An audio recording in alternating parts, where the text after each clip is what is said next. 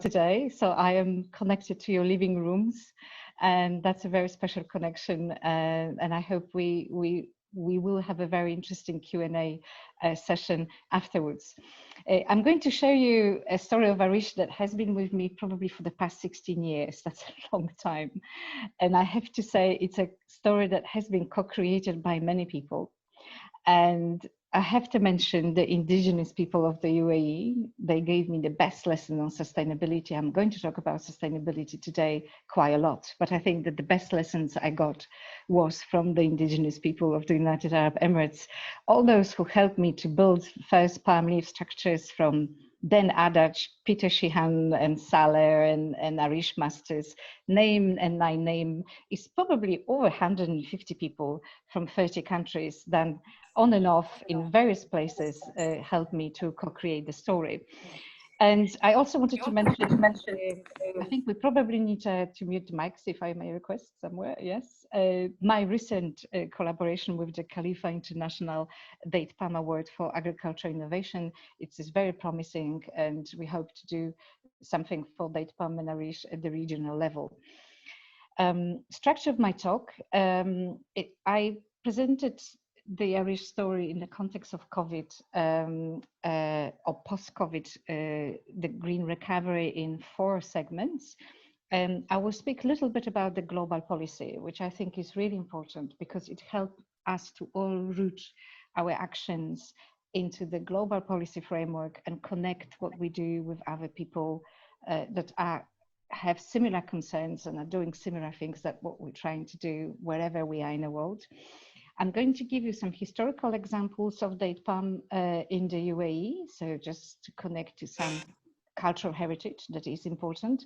And I'm also going to show you a little bit about my own work and then speak about the future think tank and the circular economy potential as well of Arish. The invitation for this talk came during COVID-19 that took lives of probably over 600,000 people around the world. And right now we have 14.4 million cases worldwide. And I hope you're all safe, though you probably all have been also affected through this terrible crisis, through lockdown and perhaps other measures. But a global community is calling to use this opportunity for a new type of recovery, new type of economy, and new type of thinking about our relationship with the planet and with the nature. And this is really, really important. And so it's an opportunity for us to reconnect with sustainable development and date palm heritage at the same time. Cross-sectorial approaches that are really important. So this is the moment where I will introduce a little bit a global sustainable policy frameworks. And I wanted to mention 3 climate change conventions for several reasons. I see them as tools to deliver the green recovery, and effectively these climate change conventions have been signed by over 197 countries, including United Arab Emirates, GCC, and the MENA region. And in particular, a convention from the left, as you could see, Convention on Desertification, 1994, Climate Change Convention, UNFCCC, Convention on Biological Diversity, because all of them are recognizing indigenous story system. And if Arish in the UAE has around 7,000 years, and I'm dating this back to the early archaeological findings from Delma Islands, we know that the story of Arish is effectively indigenous story. And the story of today's talk is about adaptation of indigenous knowledge systems. And all of this is embedded in these climate change conventions, all of them, including the Paris Agreement, which is really brilliant. And finally, I don't know if you could see on the screen, but there are also SDGs that are truly important, and I will reconnect to the SDGs as well. At the breakthrough moment for all of us that work on date palm since 2004 was a climate change conference in Mexico organized by Convention on Desertification in 2015.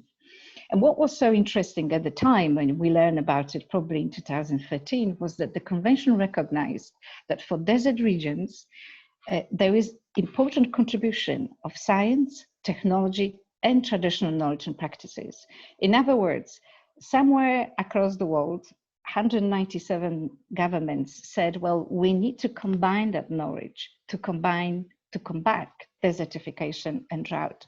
And this had also something to do not only with agricultural practices of oasis ecosystems, but also with adaptation of technology when it comes to small business enterprises and how we could create that sustainable future together. And I was really lucky to put together a research and development group called Ecosystems. We were presenting a story from Alain. And we were presenting at the time a story of circular economy. This was a moment where it was emerging. Right now, circular economy is a big topic, is a big driver for climate change. But I felt this was an important moment for all of us working on date palm to actually re-engage with the United Nations framework that really help us along the way. And Paris Agreement, one of my favorite documents. If you have time, do read it. What is important in preamble of the Paris Agreement is that is linking climate change actions, equitable access to sustainable development with eradication of poverty. So there is another dimension of climate change. This is the sustainable development dimension of climate change, and the aspect of eradication of poverty, where I feel adaptation of date palm technologies can lead, especially in the countries that are worse off. And what is great about the Paris Agreement, that it has two articles that I always refer to. One is Article 7 on adaptation of traditional knowledge, which recognizes that the best way to do it is to combine traditional knowledge systems with the best available science. In other words, we need research, we need development, we need laboratories to test these materials, to figure out what to do with them next. But this is the combination of two that is going to deliver a possible sustainable transition. And finally, Article 10 on technology development and transfer is recognizing innovation, research, development, and deployment. In other words, all of you who are creatives, those that have some ideas, design ideas, this is the slot and place where all of this can materialize, and definitely has been endorsed by 197 countries across the world, which I think is absolutely brilliant. And SDGs. What is great about Sustainable Development Goals is that everyone recognizes them, and great framework to connect to as well. The Arish story is multifaceted because we could talk about zero hunger, we could talk about cities, responsible consumption and production, climate action. It's always good to connect to all of them in the projects that we do, as many as you can, obviously, where relevant, but they offer a holistic framework for sustainable development. And here are some examples of not the goals themselves, but more of a preamble where you could really see that the emphasis is on resources efficiency, socio-economic development. Item 7, economic, social, and environmental links between urban, peri-urban areas. This is so important for Arish, which is the relationship of the oasis and a city. Diversity of approaches, so there are many solutions, not only one, and the diversity of approaches is encouraged. And finally, North-South collaboration. This is what we're doing today, I think, and global partnership. So we need to join together in finding out what to do next and how to build our sustainable future. And the third part of the connection with climate change conventions is connected to ecosystems. It's fair to say that this year is a year of biodiversity, a year of ecosystems. All of us are working on understanding ecosystem, re-engaging with ecosystems. Also because of COVID, we understand that the natural health of the planet is really important more and more. And Convention on Biological Diversity offers a really interesting definition of an ecosystem. An ecosystem is a dynamic complex of plant, animal, and microorganisms, communities, and a non-living environment interacting as a functional unit. And I really wanted to emphasize the functional unit because when you look at the historical precedences of Arish, you would say that people, villages, cities, product designs, acted together as a functional unit. We probably lost that functional unit a little bit, but the story of sustainable development is in re-engaging with the functional unit. And I would like to emphasize here existential codependency of desert regions on oasis ecosystems. By existential, I mean that desertification is a real threat. Affects over 100 countries across the world. Over 1/3 of the world are dry lands. And it costs a lot of money, this is statistics from Convention on Desertification, around 42 billion US dollars if we do nothing. So UAE, for example, has 1% of arable land, and that situation is similar in many other countries across Arabian Peninsula, North Africa, Asia. So we need oases, we need to plant more date palm trees to preserve the climate that we have or sustain the climate that is there currently. And this is really important. That's why I am mentioning the word existential. Date palm grows in 46 countries, so there is an economy of scale when it comes to possible solutions, technical solutions. And this is an example of biodiversity of an oasis ecosystem, a picture taken from a lane. But we know from some of the scientists from Morocco and other places from North Africa that there was around 60 species cultivated in date palm oasis historically. And even if we speak to people from areas of Ras Al Khaimah or Fujairah, they would tell you that there was a lot of fruit trees cultivated in the oasis at the time, just over 20 years ago or more, before the climate change brought huge changes to these oasis ecosystems and biodiversity. So the prime production and the prime reason why we have the palm trees is obviously the cultivation of food and the food security. And this is the story. A typical date palm tree produces between 10 to 25 dry palm leaves. And this is the waste that the oasis is producing. Obviously, there are other types of waste, but this is the particular waste that I was looking at as an architect and as a designer. What can we do with it? And before I get into details, I wanted to also say a little bit about the aspects of regenerative cities and tell you a little bit about the sort of landscapes of the UAE and how brilliantly the Banias tribesmen and other people before us engage with this material in the past. And I'm going to do this through the prism of biocircular economy. You could see here a very modern interpretation based on the Finnish conceptual framework of biocircular economy. Generally is connected to food systems, which we obviously know, technology, and ability to use the materials. So the creative industries, in my mind, are particularly linked to item 3, which is the technology transfer. And what you could see here is that Liwa Oasis, for example, is one type of city or one type of villages simply because the climate of a desert was specific. Another type we have in Alain, in Fujairah, in Al Hajar Mountains. And then really different type of cities are coastal areas, which is Abu Dhabi, Dubai, Sharjah, Ajman, Umm Al Quwain, and Ras Al Khaimah. What is interesting is that Liwa Oasis and the Alain and Fujairah would have their self-sustainable economic model. In other words, the oasis would produce date palm and date palm leaves, and out of that waste, people will build cities. And Fujairah and sort of the coastal areas, they didn't have oasis per se. So there was a system, there was a value chain, and these are these little arrows, because red arrows, because effectively there was a value chain systems of delivery of palm leaves, whether through danmats or whether through boats to these coastal cities. And the reason why I think it's important to mention is because with future utilization of date palm across the country, UAE, or across the region, reinstating of that value chain and a system of delivery of palm leaves from the oasis would need to happen. And these are some examples, and some of my favorite photos. These are taken by Sir Wilfrid Tessinger. I'm sure you all know Sir Wilfrid, called Miriam or Mubarak bin London, Liwa Oasis.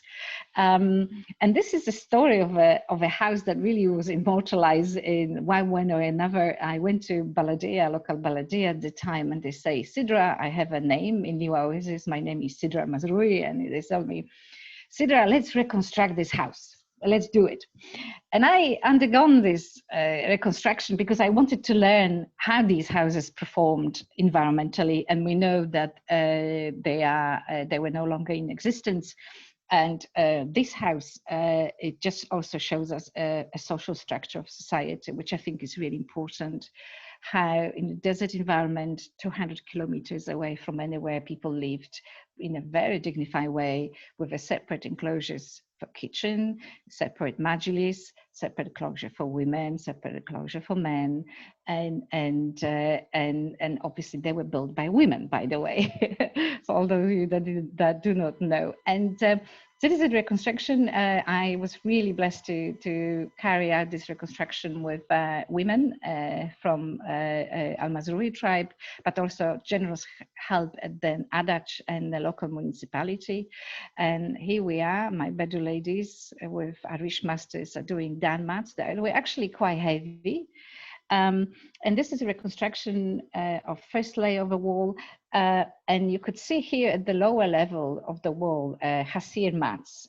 This was a way to prevent the sand from coming from outside during the sandstorm to inside.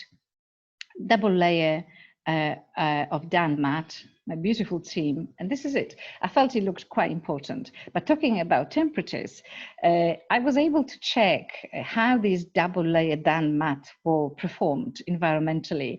And if outside in July we had 71 degrees Celsius, which is the temperature of the sand, the wall itself was 45 degrees Celsius. So you could really see clearly that the palm leaf walls had thermal properties and reflected the sun much better than concrete and glass.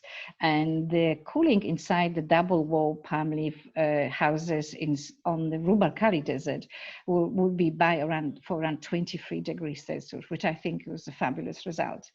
So future use of Arish, in my mind, could be related to elevation treatments and effectively for passive cooling of buildings. That is definitely certain. Another aspect of relationship of date palm and a city is in the context of urban and rural linkages. And this is really important topic in a post-COVID debate and post-COVID world debate, simply because it relates to food systems, where we produce food, how close the food is connected to cities. And Alain is a great example of this very tight relationship of urban-rural linkages. And you could see here the most recent maps of the city. Though the city is growing, we still have a presence of oases within the city. And they have a great role in absorbing carbon, in a photosynthesis, in cooling of a city. And obviously, historically, you could grow some vegetables and fruits inside the oasis as well. I had the privilege to write a policy for United Nations Convention to combat desertification, which we launched last year in India. And I based this policy on 5 capitals. Sometimes global policies could be quite complicated, and I thought, let's keep it simple. But effectively, I've spoke about natural capital, which is this coexistential dependency on cities and rural areas and oases.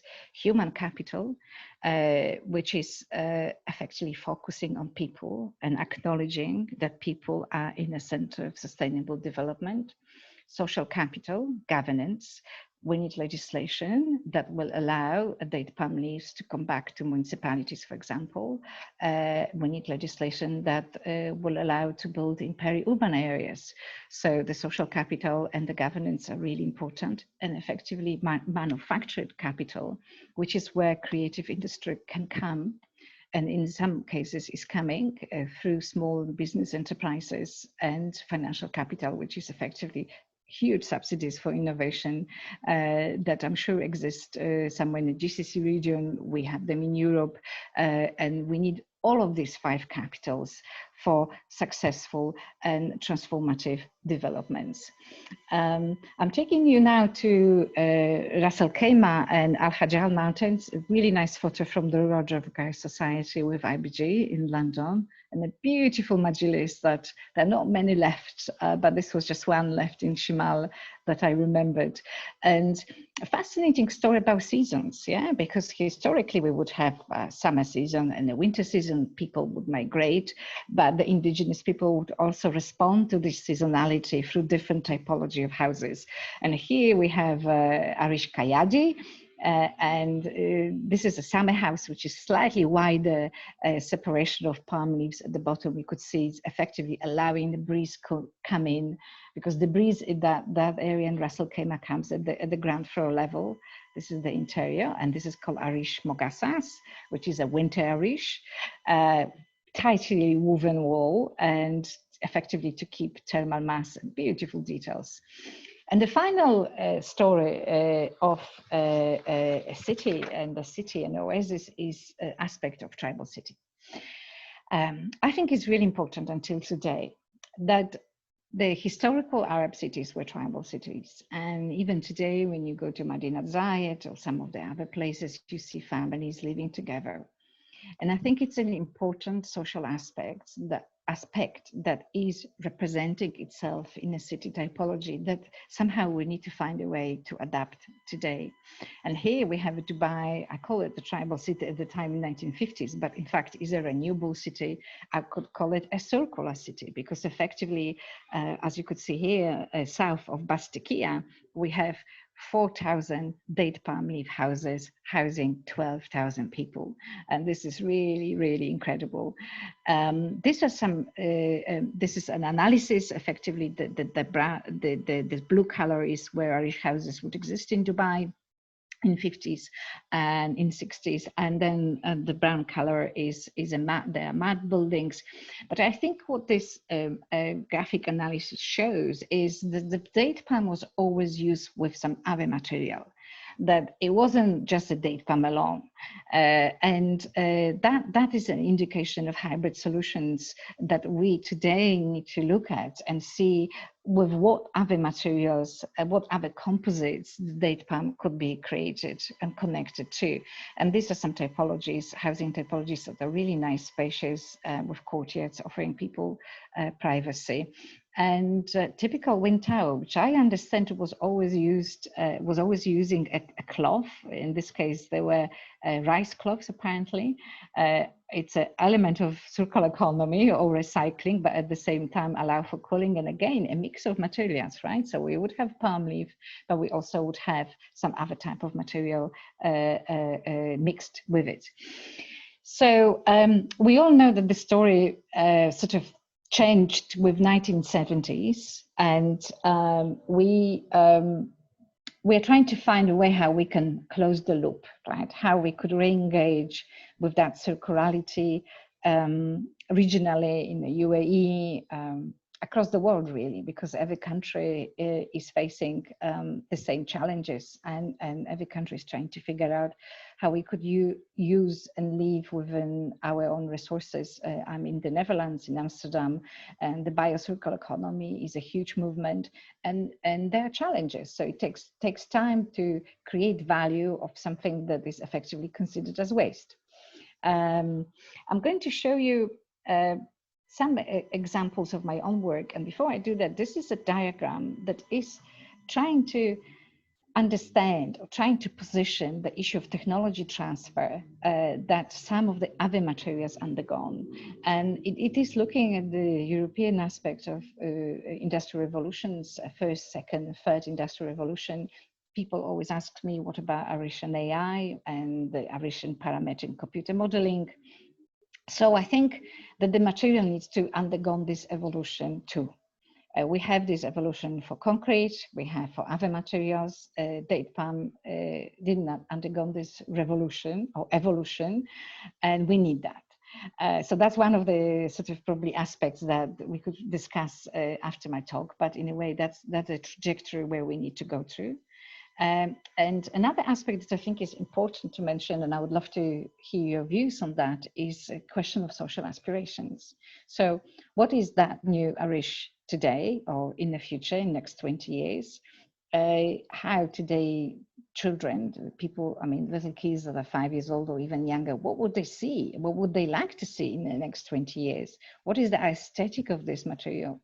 And I think this is the future that we need to co-create together and understand, check, test, discuss. But I think it's actually quite exciting to think about the long-term future and date palm. And one of the best advice I was given by someone in Ajman, it was an elderly man that I was lucky to interview, and he said, you know, madam, Arish need to be understood by hands. And he was quite skeptical of the use of Arish for computers and so on and so forth. And I think the truth is that the relationship the indigenous people have with this material is profound. And I was privileged to work with Arish using my hands as well. And I think this is the connection that we need to develop, though we live in a computerized world and it might be difficult at times. So there is a huge movement to talk about the so-called systems change, especially in Europe when it comes to innovation. I think that in the case of date palm, we could just simply create new systems, yeah, because there is a pathway that has been lost a little bit, and to recreate, we could consider three aspects. One is the technology. This is where the creative technology can come, in creative industry, beg your pardon, can come. Finance, absolutely critical, and enabling environments. These are enabling environments for research and innovation, enabling environments for finance, enabling environments for policies. But they already exist at the global level, which is actually very good. Here are some examples of the work that I was fortunate to do, and the Sabla from Malain, and I've presented this on every single UN climate change conference. But I also wanted to show you failures, right? This is what we built in 2015, and this is 2009. And it took many years to figure out how to do this. And I think for all of you that are creatives and want to test, don't be afraid of failures. They've got to happen. We're going to learn through them. So this is more of a success story after many years of trials. And I have to credit huge amount of people that help us to develop this. But these are the first early tests, two-dimensional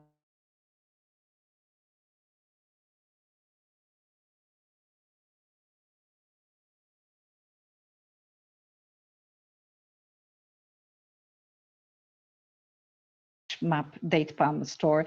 And I think the lifespan is over 5 years, which I thought was actually quite good. We also try to connect Arish to single elements, and I just have to tell you, it doesn't work. It might look nice on the image, but it doesn't have a structural sort of strength. I was lucky to bring Arish to London, and we had an exhibition in Royal Geographical Society, which was actually very good and gave birth to many other projects, such as sculptures. People in Oxfordshire engaging with date palm, a slightly different climate zone, but we were successful, and some workshops in France.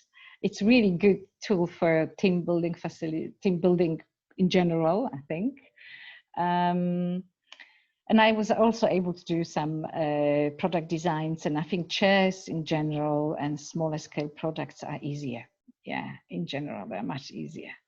And obviously I have to mention Arabic hospitality here. So with that cultural heritage I've mentioned, there is I would say, a dialogue or discourse that we could have on the society and economy in general. And I have in mind here the aspect of circular economy. And I wanted to share with you some 7 key elements of the circular economy proposed here in Europe. They need to be adapted. But just as a food for thought, so what that biocircular economy should include. So one is design for the future, adopt a systematic perspective during the design process to employ the right materials for appropriate lifetime and extended future use and optimal recovery. Second is incorporate digital technology, track and optimize resource use and strengthen connection between supply chain actors through digital online platforms and technologies. Third, sustain and preserve what's already there, maintain, repair and upgrade resources to use to maximize their lifetime and give them a second life through take-back strategies where applicable. The next one is rethink the business model. What would be the future business model for Arish applications, which I think is really important. Who is the customer? Consider opportunities to create greater value and align incentives through business models that build on the interaction between products and services. Next one, number 5, use waste as a resource. So you could really say, well, we've been doing this for 7,000 years in the region.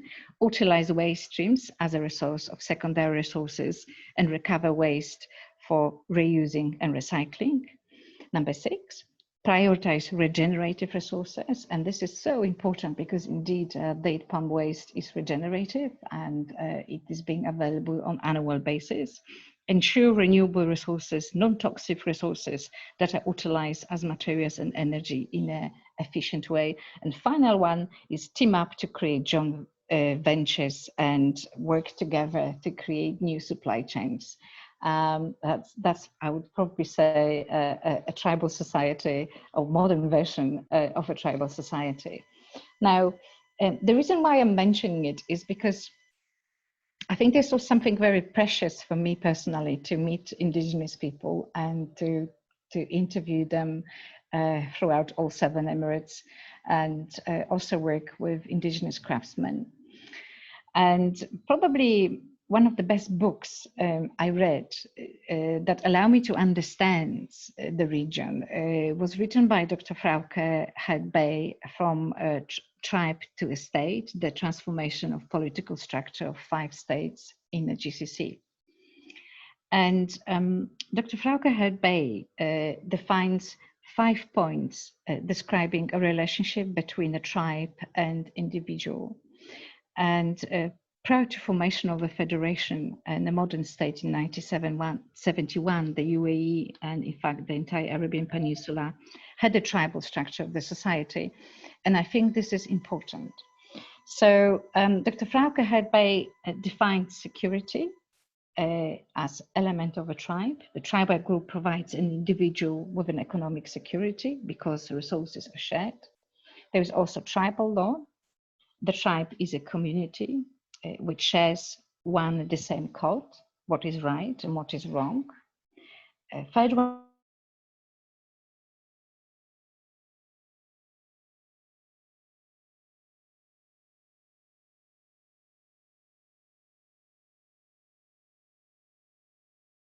Islam is a very important component of tribal unity. So a tribe is a self-sufficient economic, legal, and ethical entity. Formation of a state brought another layer of relationship between an individual and a state. And with the story I've showed you before, with the aspect of circular economy as it is right now understood in Europe, I think that there is a need to think about these indigenous values a little bit more, particularly in the region, and see how the indigenous value system could influence the way how that post-COVID-19 future is co-created. Very simply, is based on a value system, which as globalization progresses, I think we're losing. And so I think this is important, yeah? We live in the world of different continents and climate zones, but also different structures of societies. And it might be that recently, technological advances brought new type of culture, industrial culture, or culture based on consumerism, the COVID-19 situation allows us to revisit some other value systems that existed historically and figuring out how we can bring them back to the world that is driven by a consumer. So the future will be probably on figuring out the consumer needs, combining it with a practical use and sustainable development policies, but at the same time, bring about the indigenous value system. And I actually know this from my collaboration with United Nations, with United Nations Convention on Climate Change, where the indigenous values are placed as number one in that new transformation and a new ecological model that we all try to co-create. So to conclude, the story and the relationship is between the society and economy, individual and society. But finally, I wanted to share with you some thoughts on people and nature, because the indigenous story also connects to our relationship with nature. And I wanted to read you a little bit, a final quote from a book that I have written after writing Arish. This is an encyclopedia, Habitat, and I had the privilege to co-edit it with many contributors. And it is an observation that comes from effectively across the world. We reviewed 197 countries, and effectively on every continent, people developed a reverence for nature. This has been represented in all major religions of the world, but also in spiritual belief systems of smaller indigenous communities. They call our planet Mother Earth. This manifested itself first and foremost through respect for nature, reverence for goods that Mother Earth produced, and seasonal festivals that were connected with religious feasts. It might be that in the culture itself, and in all forms of spirituality across the globe, respecting planet Earth in care for our common home, we might find clues for a more sustainable, prosperous, post-COVID-19 future. Thank you very much. I'd love to open the floor to yourselves and to Q&A, and thank you for listening. Thank you, Dr. Sandra. We have a question from Lina Ghali.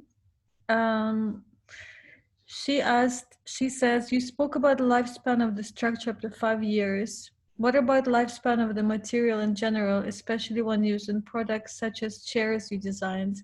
And how does it how does the characteristic differ from other natural woods? So it's 5 years for the structure I built, but I think the general lifespan is around probably 25 years that we speak when we speak about other materials. The chairs are probably longer, and the chairs I done were 10 years ago, and I believe they're still functional. So I could just answer 10 years. Arish is quite durable. And the problem with Arish is also termites. So I think that the material, in terms of comparison with other type of woods like hardwood or other climate zones where maybe we don't have that type of insects, it's probably there are other more durable timbers and woods that we could use. So I think that the challenges that the material has could be overcome with some chemical or technical treatments. Yeah. Thank you, Dr. Sandra. Karam is saying that if you want to ask a question yourself, there is a raise your hand option, which I can't see for some reason, but if you can, please use it.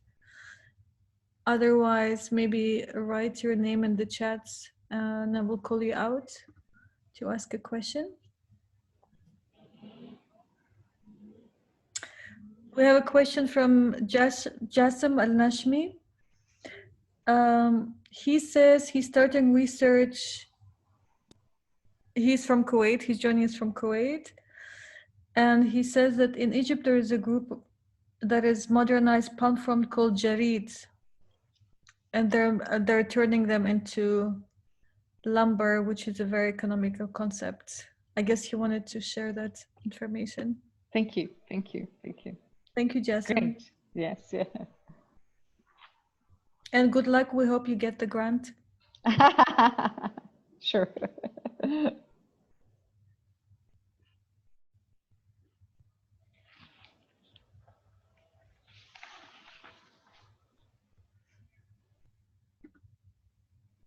Dr. Hassan, please unmute yourself and you can ask the question. You can ask Dr. Sandra. Okay.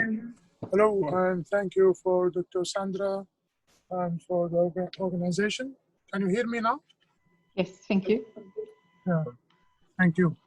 My question was about the building that you made from Arish. The thing is, how did you think about pest control for that particular Arish construction?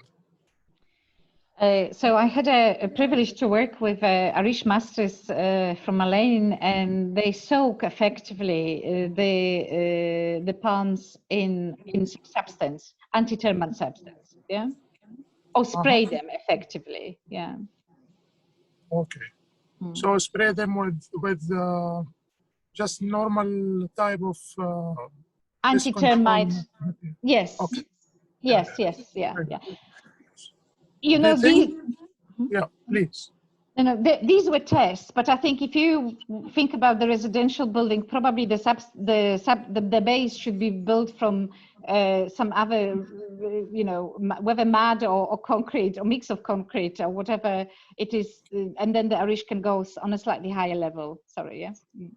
Yeah, of course, I got you. I just have a question, please. Do you think the use of painting Arish with varnish, the painting of that particular type of material that we use usually with wood, do you think it would affect in preventing pests from being there? You know, like, I don't know how practical it is, because they will eat the front anyway. I think if they eat concrete, and I saw, you know, I saw termites eating pieces of solid wall. So I think that this might not be preventable in a real world. I think that there is an opportunity for composite Arish, where you mix this with some other material, and that is an element of experimentation that needs to happen, and to some cases it has already happened. So you know, maybe a process type of Arish could be considered in the future. Okay, thank you very much. I appreciate it. Thank you. Oh, thank you for joining. Yeah. I believe Omar wants to ask Dr. Sandra a question. Omar, please go ahead. Hello, Doctor. A huge fan, probably bought 5 or 6 of your books already, because I probably lost them by giving them away and they never came back. So I have a fast question is, have you ever tried experimenting with the fibers of the palm frond itself? So Yes, but unfortunately I signed non-disclosure agreement, so I cannot tell you at this stage. Okay. All right, and then I've just been thinking about how can, so I have done a little bit research myself, and I have worked on this in my university and in one of my artist residencies in Saudi. And one of the things I found out is there's a possibility to change this into a well-made paper. Yes. Yeah. And you know, yeah, and there are actually some factories in China that are willing to take in palm fronds all the way from Saudi and turn it into a paper. And I've been thinking, is it that possible? Like, the other problem I see is consumer education about this material, right? Yeah. Because I've been talking to people all around Saudi and doing surveys myself, and most of the youngsters never have even touched palm fronds in their life. They just see it while they're driving on the streets, right? So that's another problem that I see that palm fronds would face in a market. Absolutely. So we need champions like you, generally. I couldn't agree with you more, but I think it's a question of co-creating this aesthetics and figuring out what can happen, because we're not saying that we're going to build traditional Irish houses, but maybe people still need that as well. But in terms of the sort of market sellability and the future, that consumer education probably will be very important. Now, I tell you the story about the paper, because in the Netherlands, people produced paper from horticultural sector and the waste. But there was an issue of cost, I think. And right now, China is not taking paper anymore from Europe. And so the supply chain died. The technology is there. It's not feasible to produce paper anymore from horticulture sector. But I think that the issue of transporting palm leaves from Saudi to China has issues of carbon, right? And I think how sustainable it is, I don't know. And I think that the idea is, if you would do that, you would probably do a paper factory in Saudi. That's the idea, isn't it? That we go local now. So it's absolutely possible, but maybe making a paper factory in Saudi would be a good idea.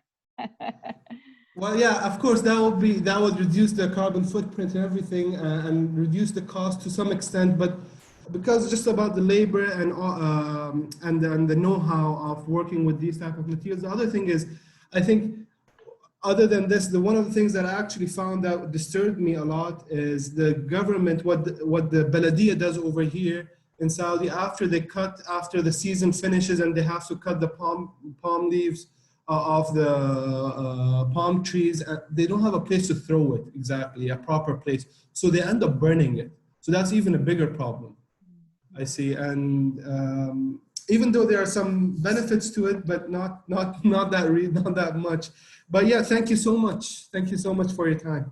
A pleasure. But that's, I had this diagram with a red arrow. So we need to co-create a supply chain right now, and it will come. It just takes time. But I think that the global sustainable legislation is getting us on that way. So it is just with a little bit of passion and determination, we'll be able to probably deliver a change. Yeah. Thank you. Thank you so much for your time. Jassim was asking about progress of palm fabric research, but I'm guessing that's the one you signed the costume. So we'll skip it for now. Yeah. Asma Sawood is asking if you know any other people who did research on use of date palm tree parts in Saudi Arabia, for example. No. Not yet, yeah. Not yet. And Ahmed Al-Anzi, would you like to ask the question in person? I know you're here. Can you hear me? Yes, yeah. Perfect. I guess it was a comment about empowering Indigenous communities. I think it's a very important topic. I come from a environmental science and marine biology background, and there's a lot of upcoming research and policy that integrates the knowledge of local and Indigenous communities to empower them to represent the resource and to represent nature, whether it's in forestry or fisheries economy. And there is a more humane approach that both policymakers and scientists are developing in terms of working with Indigenous people. And as you mentioned, Dr. Piasek, it's more and more relevant now, especially post-COVID, to adapt to this. And so I really like that that approach that you've described. And my question is about the Arish. I have a small question. I'm just curious, considering our contemporary lives today. Let's just I'm also a visual artist, but let's just think of an average Joe who lives in Dubai City. What are some of the things that you envision, someone who's living in the urban fabric of the city, being able to use Arish? Like, how do you think it could be used? Is it in furniture? Is it in shopping bags? How do you envision it being integrated? Also considering the lifespan of the product. It seems like it's not, it doesn't have that longevity. So I just wanted to hear from you what your thoughts were. Thank you. And I'm very pleased you've picked up on this indigenous knowledge system and recognizing it. And so do, as I've mentioned, the global climate change policies are recognizing it. So we have invaluable resource. And I think people that understand Arish are dying out because the people I've interviewed were elderly. So we have a very narrow a picked moment of time to engage with them and grasp the knowledge and the material throughout the whole 7 Emirates, because the use was different. In terms of the use of material today, I think that the durability was answered when we use material which is just a pure material on itself, a pure palm front. But the future will be in mixing this material in various products, and is a bit like I could see in our shops. We have food packaging, we have this added to some sort of bags, products, shoes, leather, exterior, chairs, and I think there is an entire array of creative industry tasks, jobs, innovation that needs to happen where this material can end up. So creating a value chain, creating new ideas, and it's really, really important. And because it has happened in other places, so it will undoubtedly can happen as well in the region when we think about Arish as well. Yeah. Thank you so much, Dr. Piasek, and a big thank you to Tashkil for organizing this, and many, many thanks for your time. And I'm feeling extremely inspired, to be honest. I would love to go back to this if we can be provided with the recording or with the presentation. I'd love to go back to it and sit and simmer in the wealth of knowledge. So thank you so much. Oh, pleasure. Thank you very much. Yeah. Thank you, Ahmed. We have a question from Anissa. She says, Dr. Sandra, in your research, did you discover any different kinds of methods and skills that were developed by different indigenous groups suited to their environment? Maybe the ones in the desert have distinct skills or tricks in keeping the structure stronger against the sandstorm in comparison maybe with other group who lives in the mountain with different environment to adjust. Absolutely. Yes, the answer is yes, yeah. And so, this is the beauty of thinking about the environment in a sense of understanding this environment to acute details. So, because in Liwa, the issue was a thermal mass, the indigenous people figured out how to create a double wall layer with Arish, and this was a particular skill set and also stylistic characteristics. But the style came back or was created because of response to climate. So in Al Hajar Mountains, the Ras Al Khaimah area, the wind is at the lower level. So we don't have wind towers there. We have special enclosures or special treatment of the wall that, as I mentioned, Arish Kaladi or Arish Mogassas, that enable the wind to come through at the lower ground level. And finally, at the coastal areas, we have wind towers because the wind was up in a higher level. So a fascinating, very simple indigenous responses to climate. So what I think is great is that the design is driven by the climatic response to the environment. And I think this is really, really nice. Yeah. Thank you. Aliazia would like to ask you a question. Please unmute yourself and go ahead.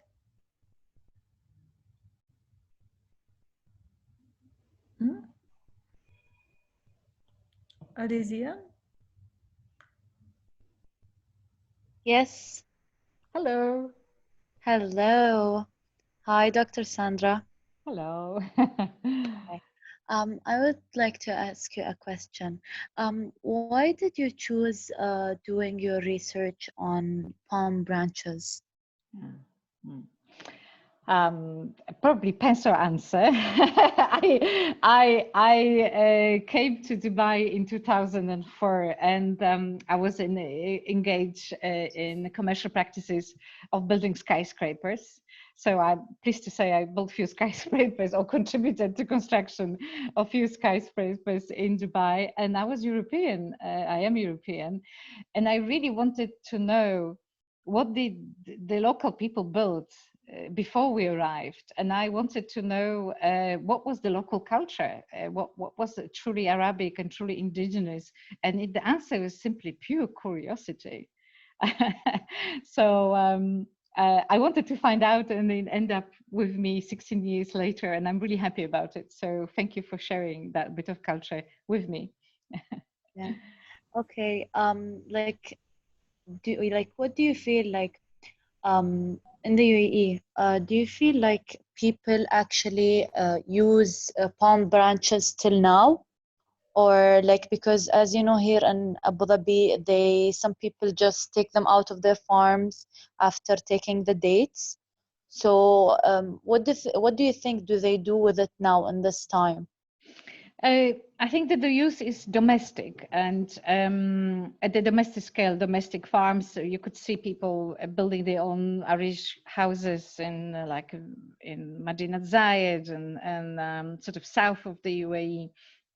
But because of the amount of date palm leaf planted, which is around 42 million, there is an opportunity for commercial use of this material, great opportunity, I think, a bit like the story from Saudi Arabia. So the creative industry has a great role to play in finding a new use for this material today, that inshallah will be possible to have. Yeah. Yeah. Okay. I wasn't here from the start. So have you worked with palm branches or only did the research about it? No, I did work for many years, since 2008, physically. Yeah. Yes. Yes. So what Sorry, what yeah. we have quite a few questions, so we need to take. Oh, okay, that's fine. That's fine. Thank you so much. Pleasure. Thank you for joining in. Yeah. Liwana Collins has a question for you. Please go ahead. Hi there, can you hear me? Yes. Hello. Thank you very much for your time. It's been fascinating. I did want to ask you about the development of fabric, but I think that's already been asked and you can't really elaborate. But another interesting thing I maybe read about, I believe it's another alternative use of the date palm leaves was, I think it was in Sharjah I read, the use of this resource for fuel or for biofuel or for energy of some sort. Have you come across that before? And Yes. do you think Yes. that's feasible? Yes.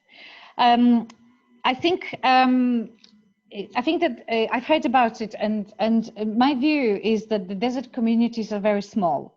And I remember seeing a research many years ago when I was still living in the UAE that you just need a capacity or economy of scale. In other words, to build a plant, you need big settlements to justify the use of palm leaves for fuel, which is probably possible, but the desert communities are small. And quite often there is no economy of scale to do that.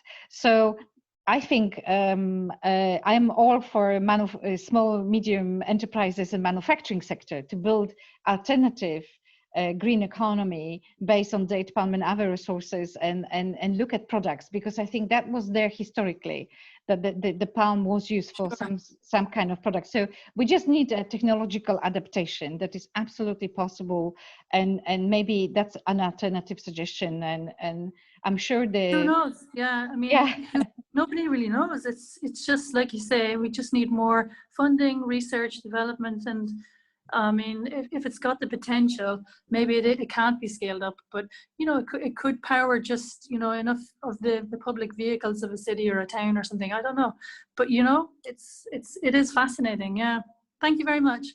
Thank you, and carry on if you are creative. Yeah, it's good to pursue it. Yes. Yeah. Thank you. Thank you. Yeah. Helen Voss is asking if you have any thoughts on how we talk about value of material, which is perceived as waste. I think it's a huge problem everywhere. We have the same problem in the Netherlands, in Europe. There's a very interesting document I have in front of me, which is a European Union, a new circular economy action plan. And it's downloadable from internet. And if you all want to read, I recommend, because effectively it just sort of tries to address the issue, how you can create a value chain and out of biomaterials. And so everywhere across the world, we're facing the same problems, and looking at some documents that have been put together may be a good idea to do it, but it is a problem. Yeah. I believe Dania had her hand raised.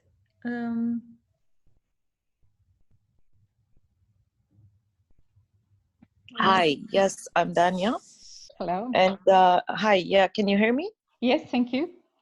Hi, I'm sorry also I wasn't here in the beginning. I got stuck with something, but I wanted to ask you, the value is an important matter because I remember here, I'm from Saudi, and when we were working in the north of Saudi in Al-Ula, people did not respect the material at all until they saw that you can produce few things out of them that can be valuable and then appreciated. It was very difficult to make people appreciate it and then give it more value, and then that helped in the production and therefore share it with others. Where do you think we're stuck in the production line? How come it didn't? The material didn't become as popular as Indonesia? You know, using their material all over the world. Where are we stuck? Is it because of our belief and under appreciating the material, or is it because we're not marketing enough for it? It's a good question and complex question. I think that has many layers of answering it. In some places, there could be a social stigma in the sense that Arish could be affiliated with poverty. And that is similar to some other materials in Africa, for example, with the indigenous material is affiliated with poverty. When you move this aside and you do some scientific research and a proper study, you see thermal properties of this material, the fact that it's so brilliant for the desert, it works so great on elevations, reflects the sun, and it has so many good properties that I think it's just a capacity building thing to re-engage, and we need people like you, everyone involved in the capacity building of saying, actually, this is very good. Mother Nature gave this material for this particular region, and we can do this, that, and another. On the global level, I was really privileged to speak about date palm on every single climate change conference I've been, and I've been on many an annual basis. And I think that the endorsement of United Nations also matter, though probably it's not that relevant for the community itself. But I think where we stack is probably in terms of the production system. I think we need to create the entire new supply chain. So the relationship between oases, picking up the palm leaves, where do they go, standardization of palm leaves, all of that needs a collaboration of many stakeholders, and government alone can help it, but then the NGO alone is also not sufficient. So I think that the partnership, the SDG 17 is really important, that you have everyone that has a role to play in the supply chain. Need to engage effectively everyone to recreate that, but that could be possible. That can be possible. So perseverance, if I may suggest. Yeah. Sounds right. Sounds right. You need more people talking like you to. Join our forces, Frutoshkil. Yeah. We have a question from Swaroop, who is asking, what are your thoughts on regeneration of oases, like creating a forest from local palm trees and plants? I am passionate about regeneration of oases, and I think it's critical. And I mentioned in my talk about existential role of the oasis for the desert climate, and it's a phenomenal tool that ticks off so many boxes, from biodiversity, climate change, production of food, living. I'd love to live in oasis if I could. So absolutely, yes. If you have any ideas, any projects, go for it. We need oasis ecosystems. We need oasis to sustain life in the desert regions.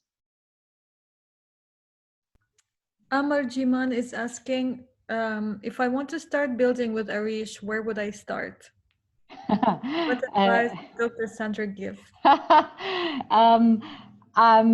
Patience and perseverance, number one, because it might not come up immediately. I would suggest find yourself an oasis that has a supply of palm leaves. Maybe there are some people that know how to use it. Learn from them a little bit, and once you learn from the local people, you could do your own things and just test and try, and persevere.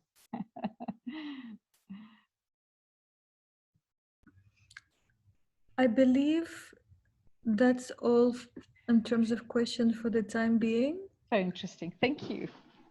Unless maybe one more question before we wrap it up for the evening.